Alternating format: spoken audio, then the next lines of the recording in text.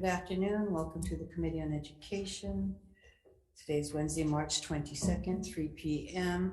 in hearing room 229. This meeting, including the audio and video of remote participants, is being streamed live on YouTube. You will find links to viewing options for all Senate meetings on the live and on-demand video page of the legislature's website. This Zoom meeting and YouTube and live stream event will include the 3 p.m. agenda for the Committee on Education. In the unlikely event that we must abruptly end this hearing due to major technical difficulties, the committee will reconvene to discuss any outstanding business on Wednesday, March 22nd, 2023 at 5 p.m. in room 229. So you guys are not going anywhere.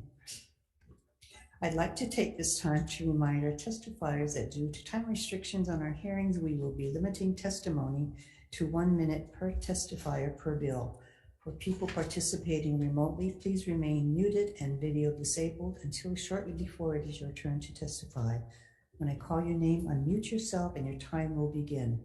After your minute is completed, staff will mute you so that we can move this hearing along in an orderly and efficient manner. Members, we have several agendas today, and after this one, I think we move to another conference room. So please do not run away. We need to move out the bills.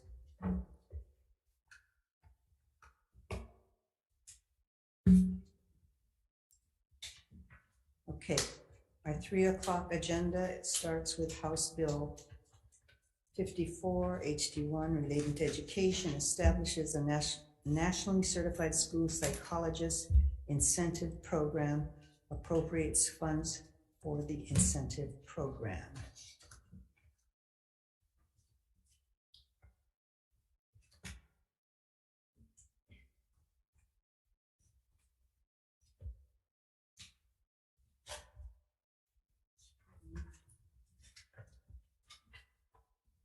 Okay, I'm looking for my. Okay, to testify, Superintendent Hayashi.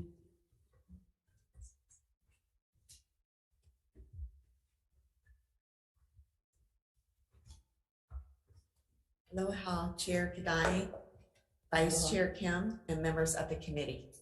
I'm Dr. Yvonne Humble, testifying on behalf of the Department of Education. The department stands on its written testimony offering comments on this measure. Thank you for the opportunity to testify. Yeah, if it's you support or you just comments. We support, but we're offering comments. Love it. Yeah. Thank you. So I'm sorry, support or comments? We're supporting the different office of collective bargaining. Oh, okay. Thank you. Thank you. Next to testify, Osa Tui Jr., President, HSTA. Hello, Chair, members of the committee, Laverne Moore, speaking on behalf of Osa Tui, President of the Hawaii State Teachers Association. We support House Bill 54. We know that as special ed teachers, they are critical to supporting us in working with the emotional and behavioral problems of our students. Please support this bill. Thank you. Thank you, Laverne. Brenna Hashimoto, Chief Negotiator for Office of Collective Bargaining, offering comments. Leslie Bannock, Legislative Co-Chair, Hawaii Association of School Psychologists. Hi, my name is Leslie Bonnick. I'm with the Hawaii Association of School Psychologists. Thank you, senators, for allowing us to speak today on this measure. I think I wrote this bill back in like 2016, so this is how long we've been working on that. We've attempted to collectively bargain with the Department of Education along with HGEA support and have not been successful at that. So it's a little interesting, the DOE's comments. School psychologists are significantly underfunded in Hawaii. In addition to that, our ratios are about 1 to 3,000 when the nationally recommended ratio is 1 to 500. In addition, there's no credential for school psychologists, so this is one way to successfully recruit and retain highly qualified individuals. It's not necessarily going to make up for the wage gaps that exist in pay between the mainland and Hawaii. However, it is a step in the right direction, so we appreciate the Senate's support in this measure. Thank you very much, and I'm available for questions. Thank you, Leslie. Next, we have Alec Marentic. Aloha, Chair and members of the committee. Thank you for this opportunity to testify. My name is Alec. I'm a school psychologist for the KKP complex area on Hawaii Island. I support this bill and I stand on my written testimony. This is an important first step in addressing not only the recruitment and retention issues that are feeding to the critical shortages of school psychologists in the state. We only have about 60 to 61 currently working in the state. It also is an important first step in addressing the pay inequities compared to Western region states that have comparable costs of living to us. Thank you for this opportunity to testify. Thank you, Alec. That concludes the testimony. We do have about 20 written testimonies in support. Members, questions? The chief negotiator is not. No. It says she was going to be here, but I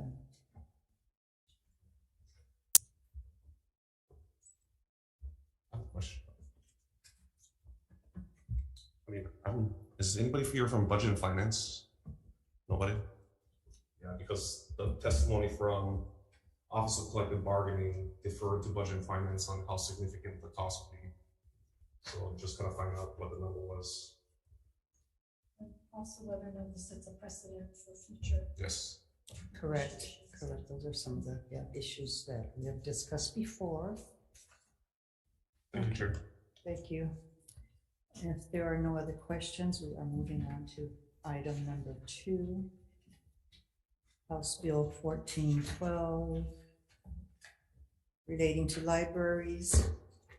Prohibits any contract or license agreement between a publisher and library in the state from precluding, limiting, or otherwise restricting the library from performing customary operational and lending functions, restricting the library from disclosing any terms of its license agreements to other libraries, and requiring, coercing, or enabling a library to violate rules regarding confidentiality of a patron's library records, deems contracts that contain prohibited provisions an unfair or deceptive act and practice and void and unenforceable.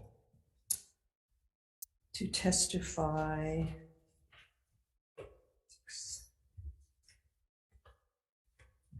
we did have a lot of testimony on this. So, Department of Education, please. Good afternoon, Chair Kidani, Vice Chair McCall-Kim, and members of the committee. On behalf of the Department of Education, I'm Ray Fujino. We stand on our written testimony in support. Thank you, Ray. Next to testify, Clem Guthrow, University Librarian.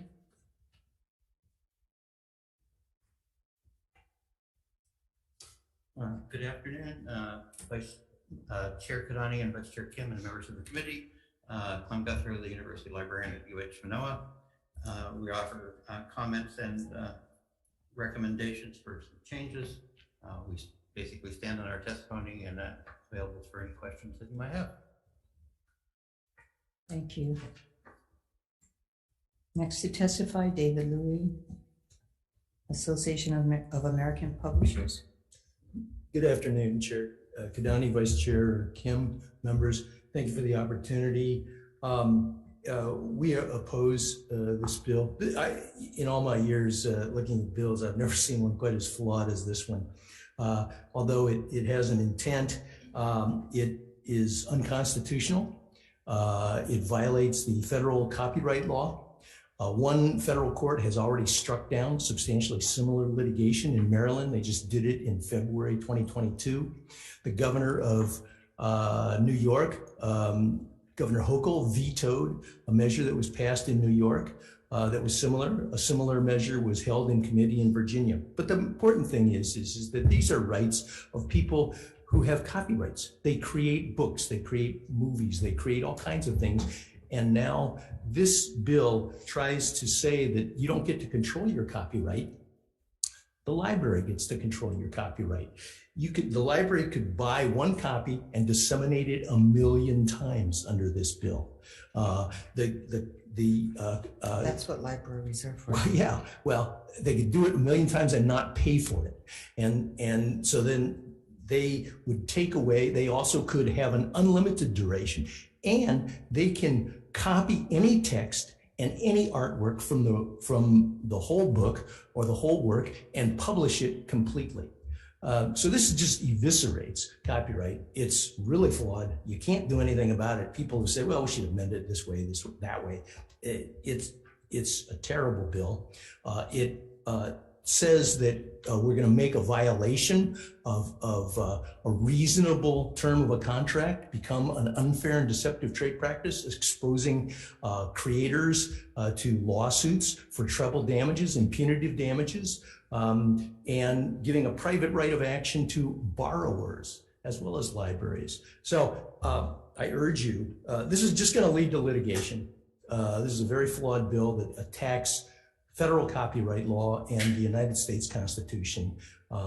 So we would urge that you hold this bill. I'm happy to take any questions. Thank you. Thank you, David. Stacy Aldridge.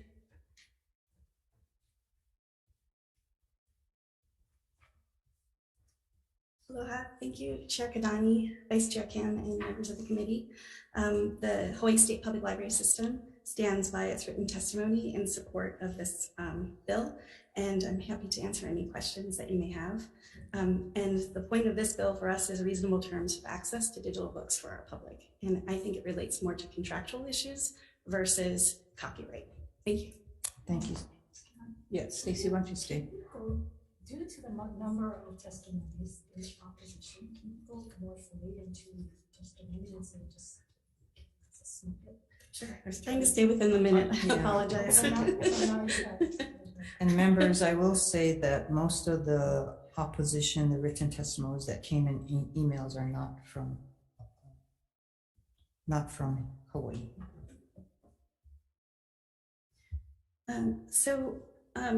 For us with ebooks, I can only tell you from a librarian who procures books, that's what we do, is that this bill is about contractual issues. As we think about other contracts, the state has the right to determine how we take in contracts and how we make purchases. There's a continual push that this is copyright related, but it's not copyright. They still own their copyright. And in no means would we ever try to make multiple copies and sell them and send them out to multiple people. The libraries are palaces for authors. We support authors. We want them to receive appropriate remediation for their appropriate funds for the work that they do. This in no way is determined to, it's not meant to do that. What we're looking at is, for example, there are, let me give you a book, the First Ladies Detective Agency, probably familiar with Alexander McCall Smith. In 2010, publishers sold that book for $14.95 for perpetual access to libraries. In 2013, they changed the conditions to $44.85 for perpetual access to that book. In 2018, they charged $44.84 for 2 years access. So the price continues to be higher, but the access continues to be lower. Today, this 20-year-old book, if we want to purchase in 2023, we have to pay $27.50 if we want 12 months of access, or $55 for 2 years of access. The model is not getting better for libraries, and they're moving to pay per use, and there is no way that we can sustain a pay-per-use model for having access to electronic resources, which are important to us in Hawaii because it's an extension of collection to all of our islands. It's very difficult to make sure that everybody has access. So we're not asking to take away people's copyright or to make sure that the authors don't get paid. That's a different conversation between the publishers and the authors about how much they actually do get in royalties, which I don't think is fair. I've seen 25% for ebooks. It's more about how do we make sure that the cost of these books are available and accessible to us, because the costs are so high. Just for Obama's book, his most recent book, we have spent $3,000 just in electronic format to make sure that that's accessible via audiobook and also ebook. So we just want the books to be available and accessible. And the idea that we're doing harm, we will buy more books, not less books, if they're affordable. And so we just want to be a fair play for a reasonable cost for libraries, instead of this ongoing usage cost that keeps getting higher and higher, and in new models that will not be sustainable. We won't be able to offer ebooks in the future. Thank you for that. Is there anything in the measure that prohibits you from making copies and putting that out? I don't know that there is, but we would never do that. That just wouldn't be ethical. Yeah. Mm-hmm. The only amendment we would like to see is that existing contracts aren't affected by this law. We'll have to make a transition. We have 93,000 titles and over 100,000 users right now, with 44,000 holds using ebooks. And so we know there would have to be a transition with the publishers to make sure that we could find reasonable fees. So that's in our testimony, the 3 areas that we'd like to see amended back into the. Thank you. Sure. Yes. I'm giving you questions now. Yes. Okay, thank you. Yeah, so before we had electronic books, when you purchased books for the library system, you paid a fee per book, is that correct? And then we own it, yes. And then you owned it, correct. In this situation, you are paying for a user fee for a period of time, is that correct? Okay. Could you make copies, and before electronic, could you make copies of the books and loan those out rather than just putting the book out? There is some fair use if there was a book that was destroyed, that we could reproduce that book and make it available. But in general, we don't produce copies of books, and then that's copyright violation. Okay. So this is where I'm concerned, because a one-time fee, we talked about, I think it was yesterday or maybe the day before, these days blend together, about intellectual property. And this is in effect what we're talking about, which is the copyright law. And so I'm sensitive to that. And I don't disagree with your statement. I think you have a contractual issue that needs to get worked out. But I'm concerned about just saying, well, I pay for one fee and I have free use of it for the rest of them. I don't think that's fair to an author. So I think there's got to be some middle ground going in there. And to have access to a book that we don't own. I don't disagree with that statement. So I think there's more work needs to be done, but I think going all the way on the other side, I don't think that's quite appropriate either. So thank you, Chair. Thank you. Further questions? Thank you, Stacy. Thank you.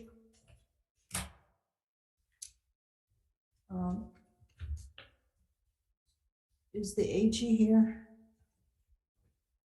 Can you come forward, please? We don't have testimony from you. I'm not sure if testimony was provided or we just did this.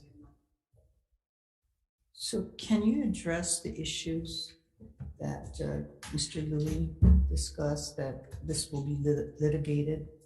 I apologize. I don't have Mr. Louis' testimony in front of me, so I don't think that I can speak on behalf of the department. What I can do is to go back and look at his testimony and provide a written response to you. Okay, thank you. And we will make sure that you get a copy of the testimony.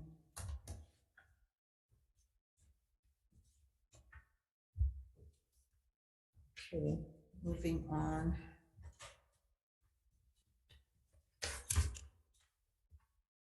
Senate Bill 540 relating to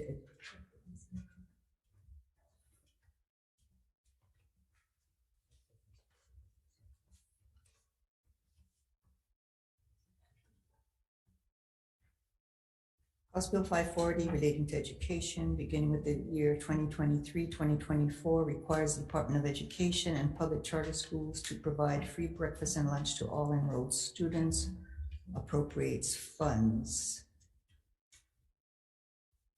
To testify, Superintendent, please.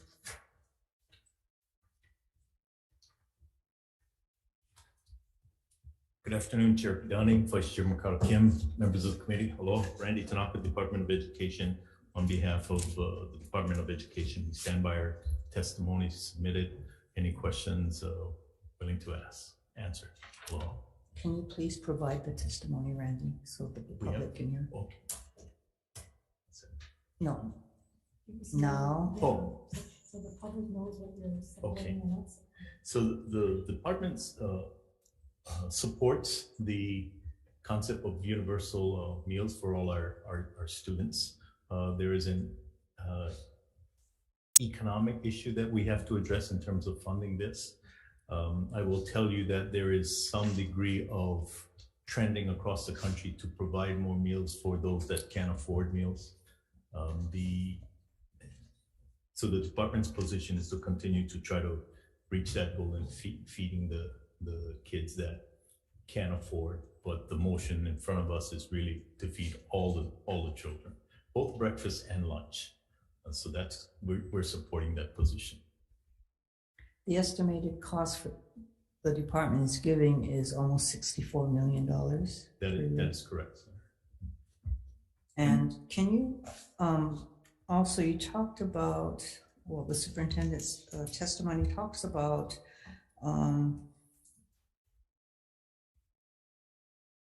a negative balance of approximately $100,000 statewide as of December 2022. What is that from non-payment of lunches? I'm not exactly sure what that 100,000, because I think it's close to the number that we're carrying right now for the non-payment, but I don't think I'm not sure if that's related to the shortfall. Okay, so could they clarify what Yes. that means? Thank you, Randy. Thank you. Next to testify, Yvonne Lau, Hawaii State Public Charter School Commission. Good afternoon, Chair Kidani, Vice Chair Mercado Kim, and members of the committee. Yvonne Lau on behalf of the Charter School Commission. We offer our comments on this bill. We deeply appreciate the inclusion of our charter school students, but I think there's some significant differences in the way that our schools are structured, and they struggle with facilities funding for one, but right now we only have about 20 of our 37 charter schools participating in the National School Lunch Program, and there's been some significant delays in the payment of that.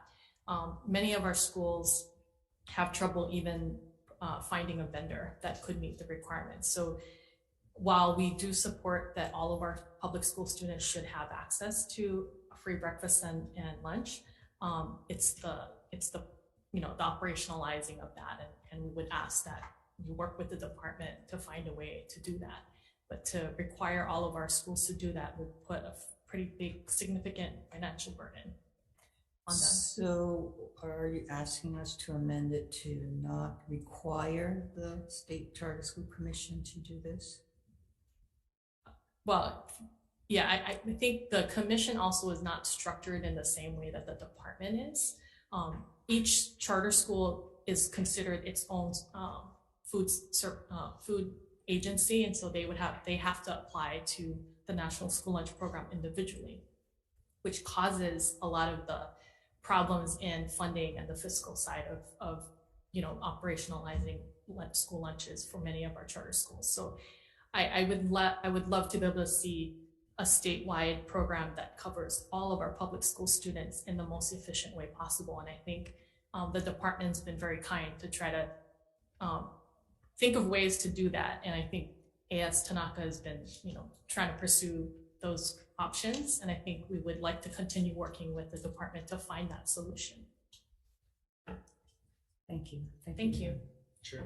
Can I ask a question? Let's finish our testifiers first. Thank you.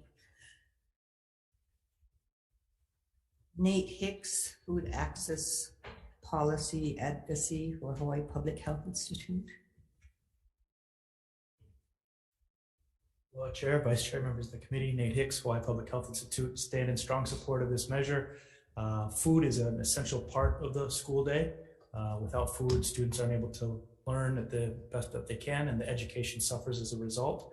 Minnesota actually just passed a similar bill on Friday, and to much fanfare, a lot of press coverage, a lot of positive folks, and a lot of studies have been showing that when New York City implemented this program, test scores improved for those students who previously weren't on free lunch by the equivalent of an additional 6 to 10 weeks of school.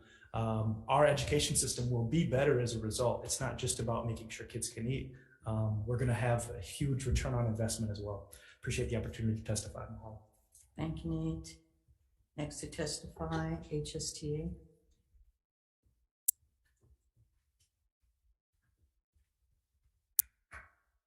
Aloha chairs and members of the committee. Laverne Moore, on behalf of Osa Tui, President of the Hawaii State Teachers Association, the HSTA supports House Bill 540, and we stand on our written testimony. And I want to make a point that our GAP families, what we're finding by the end of the month, our children are going without lunch. And what is happening is the teachers are providing snacks for them in order for them to make it during the rest of the day. So this is an important bill for our students. Thank you. Thank you, Laverne. Next to testify, State Council on Developmental Disabilities, Executive Administrator Daintree Bartoltis. Good afternoon, Chair, Vice Chair, members of the committee. My name is Nick Brands. I'm an intern with the State Council, and we send our written testimony in support. Thank you. Thank you, Nick.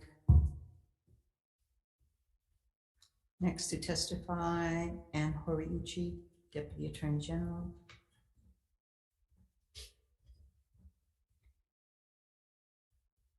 Good afternoon, Chair Kidani, Vice Chair Kim, members, and Horiuchi, Department of the Attorney General. As we set forth in our testimony, there are 4 instances in the bill where it mistakenly refers to lunch and provisions concerning school breakfast. Because different regulations apply to school breakfast and lunches, we've suggested the revisions to address these drafting errors, and it's set forth in our testimony, those 4 places where the word needs to be replaced. Thank you. I'll be available for questions. Thank you, Ann. Next to testify for Hawaii Appleseed, Daniela Spoto. Aloha, Chair Kidani, Vice Chair, members of the committee. Thank you for hearing this bill. We stand in strong support at Hawaii Appleseed, mainly because federal eligibility for free or reduced price meals requires that households earn below 130% of the federal poverty level. So that's about a little over $44,000 annually. But we know that it takes between about 70 and 80,000 to live in Hawaii as far as like the ALICE population goes. So those that eligibility is actually leaving out a lot of students, and we think that this will help to cover that gap, as our HSTA testifier was mentioning. The other thing I wanted to note, I think we've been advocating for this to include charter schools, so I wanted to address what the Charter School Commission said in their testimony. We would hope that because this bill does explicitly appropriate funds to the Hawaii Child Nutrition Program Office that oversees not just School Food Services branch, which is all the public schools, but all the charter schools as well, that there could be a solution there for making sure that the reimbursements reach those schools in time. So thank you so much for hearing my testimony. Thank you. Next to testify for Hawaii Hunger Action Network, Jordan Smith. Aloha, Chair, Vice Chair, members of the committee. My name is Jordan. I'm speaking in support of HB 540 on behalf of the Hawaii Hunger Action Network, a statewide network of advocates dedicated to ensuring all people in Hawaii have enough food to live healthy, dignified, and productive lives. As mentioned, Hawaii is one of more than 20 states across the nation currently considering universal free school meals legislation. And like the 50 pages of supportive testimony received today, we are all in agreement that we owe our students equal access to nutritious school meals. The conversation really comes down to cost. So I implore the legislature to request more details from the Department of Education on how they arrived at their cost estimates. 2 different local advocacy organizations and the National Food Research and Action Center have run cost estimates for Hawaii, and these estimates come nowhere close to the figures being proposed by the department. I continue to be shocked by the pages of testimony from children and teachers sharing their firsthand experience of watching their students and peers be denied meals, and hope the legislature can support and pass this bill. Thank you. Thank you, County. That concludes the testimony, but there are about 30 written testimonies with comments and mostly in support. The last testifier, Keone DeFranco, are you still there? You're not present on Zoom. Oh, thank you. I was wondering what the cost was that they had, since they saved.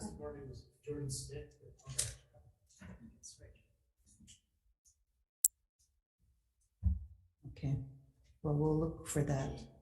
Members' questions? Yeah, Chair, I had a question for charter school.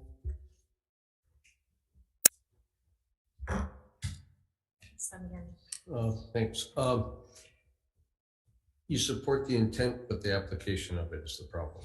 Right. So because each charter school is considered its own school food authority, they have to administer, they have to, you know, if they have the facility, the kitchen, if they don't have the facility, the kitchen, they have to find a vendor that meets the National School Lunch Program requirements. And that oftentimes is a challenge for many of our schools, especially in our rural areas. So that's why we only have 20 out of our 30 charter schools currently participating in the National School Lunch Program. And even for those that are participating, you know, because the reimbursement, there's delays in reimbursement, the schools are end up carrying that cost. And with our charter schools, that impacts their bottom line. And they have to, you know, they have a financial piece that they've got to make sure their school is meeting. So we are putting an extra burden on them as well. So to say that it's not that anybody wants to not have this program, I would love for all of our students to be participating, but you know, to put that burden on our charter schools without requisite funding and again, facilities, and sometimes just availability of school lunches is problematic for many of our schools. And I think we had Charter School Network testify that they do also have trouble trying to procure school lunches. So we would love to be able to work with the department to find ways to maximize the opportunity to provide school lunches to all of our children. Okay, and you mentioned rural schools. I'm going to assume then we're talking more of our neighbor island schools than Oahu? Yes. Okay, and then are we in violation of anything if we are not able to supply the free lunch to our charter schools? I'm not aware that it violates any particular state law. I think it's a voluntary program for the National School Lunch Program for schools to participate in. Okay, I know some of those real. So I think a lot of the charter schools, the parents bring their own lunch, or the school might, some of them will just try to find food for their children. All right, thank you, thank you, Chair. Further questions, members? Chair, not really a question, but Nate, on the testimony that you provided, you spoke about some of the data points, you know, like New York and stuff. I don't know if it's in one of these sites that you listed at the bottom of your testimony for some of that statistics. Is it part of that? I didn't read all. No, I do apologize. I've been doing more research as this Minnesota bill just came out, and I stumbled upon this, and it was not included in my testimony, but I can forward it on to you. Thank you. Yeah, thanks, Chair. Joey.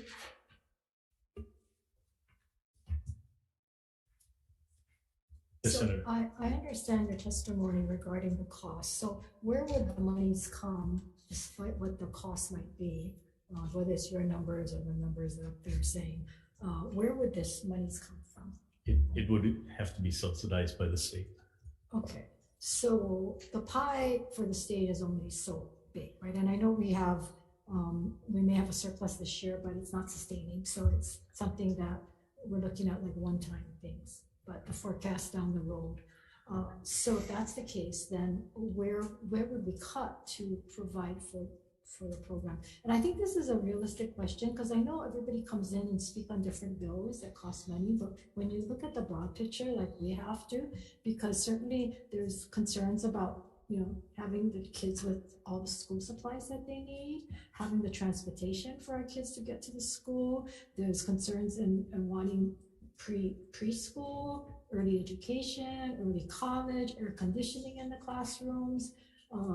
You know, so there's a lot of need, and so where do we prioritize? So is it fair to ask the DOE to provide us with a prioritize? Because we have CIP, we have facilities falling down, breaking down, roofs leaking, classrooms, not enough classrooms. So how do we prioritize as to what is, should food be at the top of the list? Maybe not so much transportation or not so much air conditioning. I don't know. I mean, these are the concerns because there's also need for nurses in the school, psychologists in the school. I mean, the teachers that used to just only teach now have to be more than just teachers, right? And so many of them don't want to go into teaching because it's not what it used to be like. So how do we prioritize this? Because money is not unlimited. And Senator, it is an outstanding question because the means are not unlimited. We have to live within our means. Yeah. Yet there is evidence that a well-fed child is much more productive. And the name of our game is to get them to a place where they're well-educated, they can critically think. And I agree with everyone. I think food is an essential part. How we prioritize that with the litany of things that have to be done, and we're not even talking SPED and all of the other stuff that comes with it. So it's a tough economic decision, and you're absolutely right. How do we sustain this revenue to pay for this cost? Because once you have an entitlement, it's hard you can't get rid of an entitlement, right? I mean, you have it was first through 12, now we're including K through 12 to be an entitlement. And then now it's been 4 years old, 3 years old. And that's fine. I'm not saying I'm against it. I'm just saying at some point, something has to give. So how do we prioritize to make sure that those things most important, if it's school lunch, that's most important, how do we prioritize it? Because at the end of the day, something's got to give. And here's my thought, that if it's for the schools, that you got to take the money from K through 12, right? I mean, there'll be some supplemental monies can come in, but at some point, we're going to steal from Peter to pay for Paul. So somebody suffers down the road. It's, I don't have an answer for that. I don't envy your positions on trying to make this thing work. I think the department is incumbent upon us to help and provide information for you. What, like you said, transportation. Does a senior require transportation? Does a junior? And that's where we try to work with the bus passes and move along in that area. We've tried in, just like energy use, right? We've got a jump of nearly $20 million. What are we doing? It's the two sides of the same coin. What are we doing to reduce our energy use? Those are things we are working on. Will we get there fast enough? Senator, I can't give you a straight answer on that, but I hear what you're saying. I just would like the public to understand when they come in and testify, it's not that we're opposed to something, is that we like your family budget. We have to make that crucial decisions on what gets funded and what bills gets paid for, right? Because whatever we decide today, we'll have to pay again down the future. Right. And then people forget that there's all this cost and there's all these new bills and new ideas, wonderful ideas, free tuition for the University of Hawaii, free this, free that. But that then affects our K through 12. Right. Because whatever monies go somewhere else, they'll go. So hopefully when people come and testify, they can tell us where these monies might come from other than taxing the rich more, because there's only so much you can tax the rich. Yeah. Where is the money going to come, like in your household? Where is the money going to come from when you only have X amount of dollars? I admire what you guys do because it's a tough love situation. You got to tell them what it is, right? There's a line outside that door asking for money. We're not the only guys. Yeah, come Friday when you see all the people want GIAs. And the body's only so big. No, that's the reality. So what's the priority? No GIAs, and just let's go do lunch. I mean, that's fine. I can do that. Yeah. But then you have nonprofits and you have safety nets groups that are supporting other facets of our community, our seniors, our disabled. There's so many other needs that how do we prioritize? I think we have to internalize that in the Department of Education. And I know Superintendent Hayashi has challenged us to say, hey guys, This is not an unlimited pot. Which is why I have so much concerns about spending $1 million for a kindergarten assessment. As much as that might be nice to have, kindergarten assessment that's good for 1 year compared to feeding the kids is, to me, that's the kinds of decisions that DOE has to come up with. And I've heard you many times, I've heard Senator Kidani and everybody else, why are we spending this amount of money on consultants? Exactly. What's the value proposition? I think the kindergarten assessment still is required by the board. Yes, and by us too, but we can Yeah. change that. We're finding out that it's going to be $1 million. That's not what we had anticipated. I mean, recently we went and took care of a school on the Big Island that has a mold mitigation issue. So I just send my crew from Honolulu, say, listen guys, we can do this with our own internal operation. What that does is the margin that would have gone to a contractor is not there, our guys, and they've done a real good job of it. So it's the changing of the mentality and the dynamics. But back to your question, how do we fund this without putting additional strain on the state's budget? We have that obligation to do that. So we're working hard at that.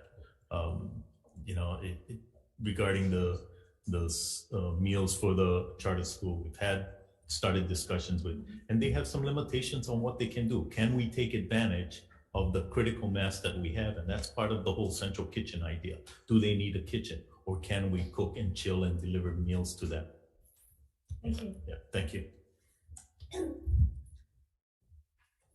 Okay. Any questions?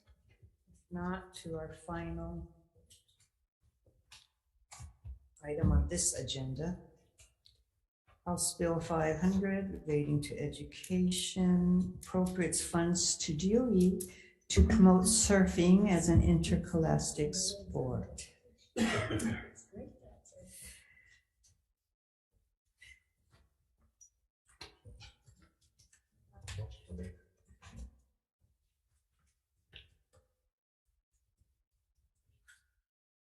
To testify, Superintendent, please.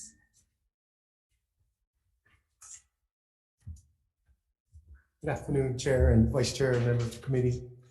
On behalf of the department, Ray Fugino, again standing in, offering comments.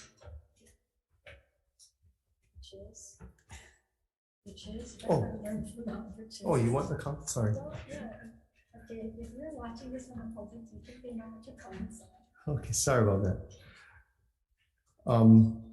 So the comments, right, currently only Maui, MIL, Maui Interscholastic League, offers surfing, and there's 6 public schools within that league.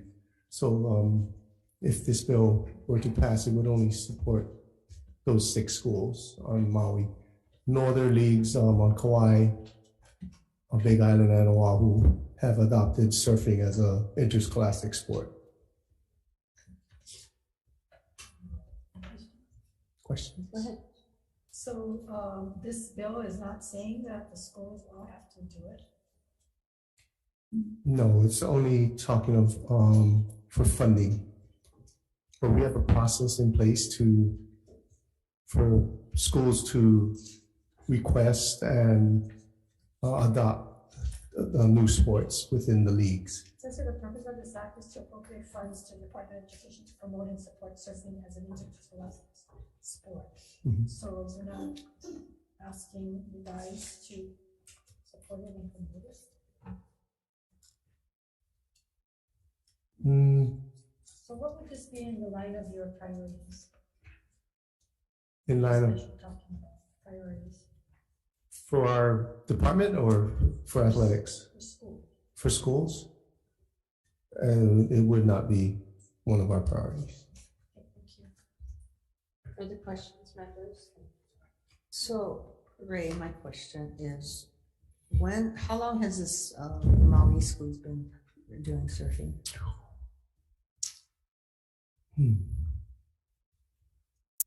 I have to check exactly, but I think at least about 10 years. Did not know that. So do they do any national competitions?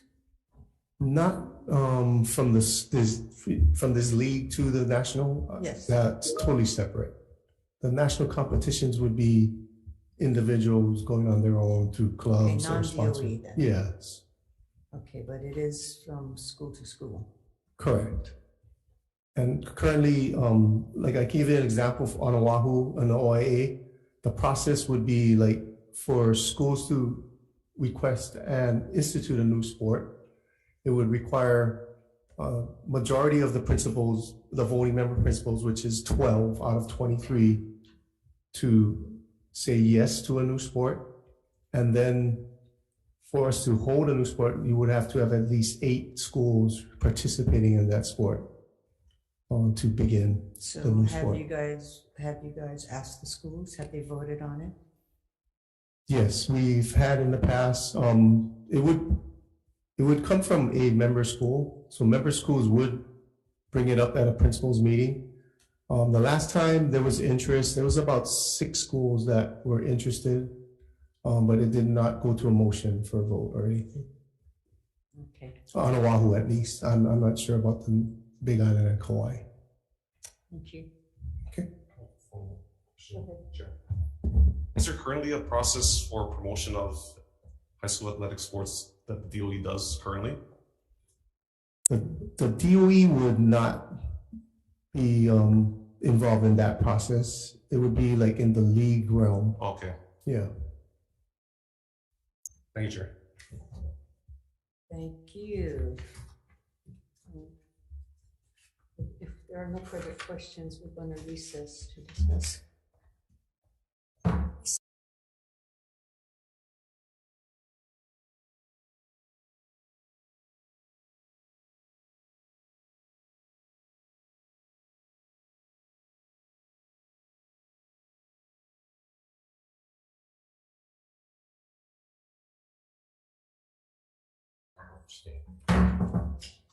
Reconvening the Committee on Education.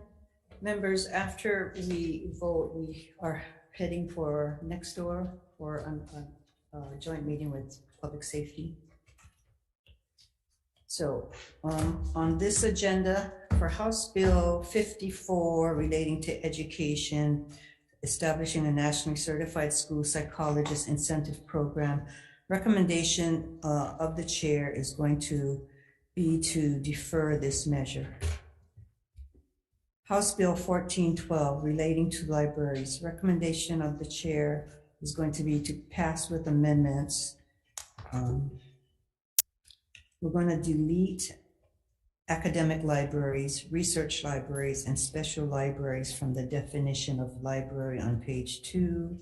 We're also going to ask the AG to provide their comments so that we can send them along to the next committee, Judiciary, and also the librarians' comments to the existing contracts would not be affected, and also to add in the amendment that the libraries cannot make printed copies or school libraries. Yes, and the date's defective already.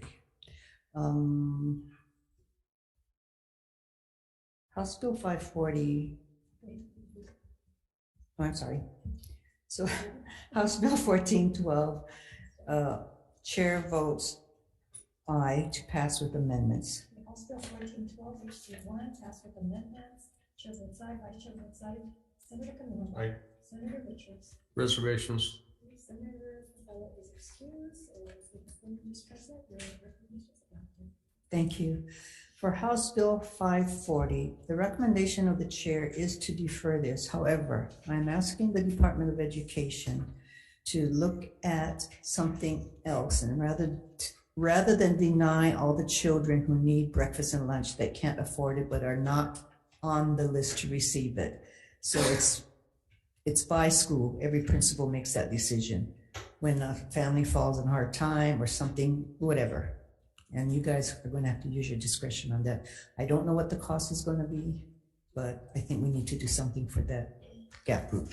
Thank you. House Bill 500 relating to education and appropriates funds to DOE to promote surfing. Again, the Recommendation of the chair is to defer because according to DOE, you guys can do this already if the principals choose to do so. Thank you. So, is that it?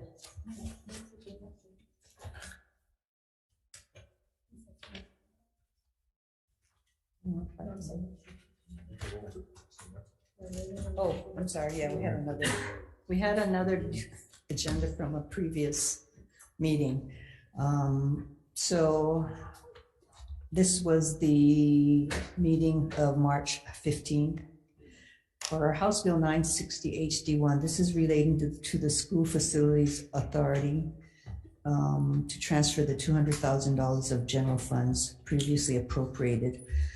Recommendation is to pass this with amendments to clarify that the appropriation for the School Facilities Special Fund shall be for fiscal year 2023-2024 rather than the 2022-2023 on lines 5 and 9. Questions? Chair votes aye. Pass with amendments. So 960, House Draft 1 with amendments. Vice Chair votes aye. Senator Aye. Senator Richards. Aye. Senator carries 5-4 members present. Thank you. And the last one for House Bill 961 HD1 related to early learning. Recommendation is to pass with amendments to defect the date to July 1, 2050. Chair votes aye. Recommendation HB 961, House Draft 1, passes amendments. Any member voting no? Any member voting in recommendation? Hearing none, 4 ayes, 1 excused. Recommendation passes. Thank you. And again, we have another meeting, joint hearing in next door. Thank you.